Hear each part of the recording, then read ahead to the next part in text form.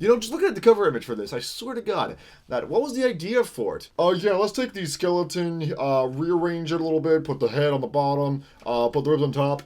Legs, we don't need legs. Just replace those with lobster claws. And on top, we're gonna have a light bulb with a human inside, because humans are apparently batteries. In the background, we have a nice little butterfly, ready to destroy everything by the time the picture is complete. Whoever decided to make this, props to you. You got, wow, I don't know how the fuck you can come up with this shit, but you did it. So, yeah. What am I even talking? I'm supposed to be reviewing music, not the cover. What the hell am I doing? Oh, shit! Welcome to the Metal Reviews channel. I'm your host, Tom McKay. Sepultura. Sepultura is a band I didn't think I should have the chance to talk about. Though, to be fair, that's about every other band in existence that I actually listen to. But anyways, so this year they actually released something new. And I was a little hesitant for it. I mean, keep in mind, I do like this band back when Max was the lead singer. I'm sorry, but I don't know. Something, you can't beat Roots. You can't. I'm sorry. I'm sure this guy's a great vocalist, and he is, I'll admit that. But nothing beats Roots. Bloody Roots. Bloody Roots. But you know what? I'm optimistic. Sepultura is an amazing band that doesn't really stay within any kind of genre specifically. People have categorized them as nu metal, some as thrash, others just groove metal. But in a way, they're all of them. They're not a one single genre, which is one of the reasons why Sepultura is an amazing band. So I decided, you know what? I'm gonna walk into this album with high hopes.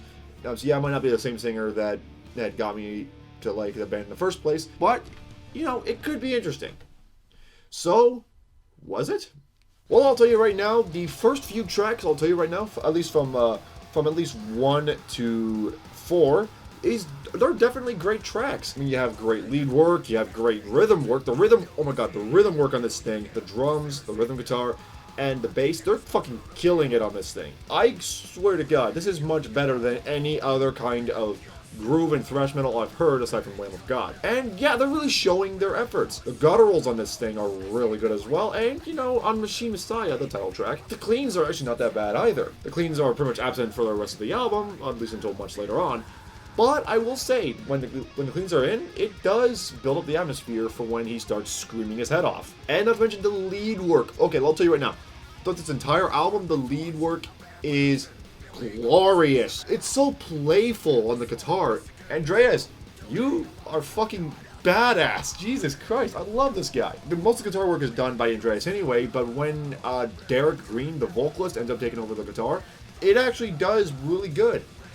But if I had to name any flaws of this album, well, the album itself is about 51 minutes, right? It's pretty standard. Unfortunately, the first half of the album feels about that length. I don't know how they managed to pull that off. Literally, 51 minutes is pretty much the entirety of the album. From the beginning of track 1 to the end of track 12. From track 1 to track 6, it feels like those 51 minutes throughout the entire thing. Which, in case you guys are probably confused right now, it means that the album feels longer than it should be. Most of the songs in the first half kind of overstay their welcome. And that's not necessarily a bad thing for some people, but for others who really don't like the repetitiveness of most of the tracks in this thing, yeah, it's not really gonna help with anything if they overstay their welcome. Oh, speaking of which, every single track on this thing is hard to tell apart. Most of the tracks on this thing sound the exact same. I mean, there's the occasional track that features some Brazilian tribal instruments. That other tracks will one track I think definitely has an acoustic in it. Well, I think it's track 5, Iceberg Dances. But that's about it. Everything else is pretty much the same. And you don't really see much variety in this music here. That goes for everybody. It doesn't matter how awesome the lead work is, or how fucking bananas the vocalist is. Every track feels the same, which, if you're a fan of this band, is an amazing thing. But if you're a regular listener, you'd probably be wanting to hear something a little different.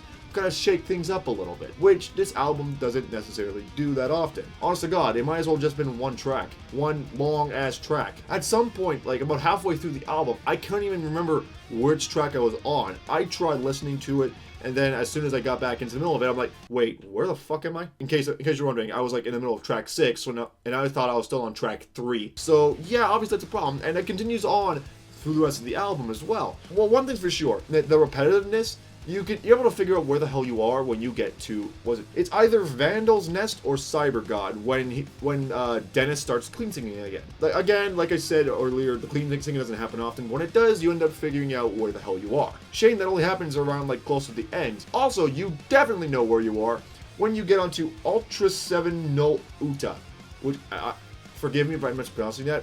But the only reason why you figure that out is because I swear to God, it sounds like something that should be playing at the end credits of Star Wars. I mean, can you imagine that? That would actually kind of work. But even with that said, it's still a good album. So overall, this album has great lead work, great rhythm work, great vocal work. As a whole, it feels like one 51-minute song, which is great if you're a Sepultura fan and if you're, into that kind of thing. For others who want to know where they are in the album, it's not the best thing to be able to do. So, I don't know. For me, it felt really repetitive most of the time. Yeah, I kind of drowned out in it, not in the good way either. But still a pretty good album. So, definitely, if you're a Sepultura fan, pick it up. If you're not a fan, I would recommend picking up Roots first. I'm just saying, alright? Maybe pick up Roots, some of their other earlier stuff. Doesn't have to be before Max left, doesn't have to be after it. Either one will do.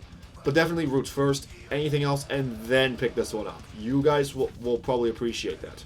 That's my review of Sepultura's Machine Messiah. What are your thoughts on the album? What are your thoughts on the band in general? Let me know in the comments below, and be sure to suggest more music for me to review in the future. With that said, don't forget to click subscribe if you haven't already. If you're new here, click the like button if you enjoyed the video. I'll see you guys in the mosh pit next time. Have a good night, everyone.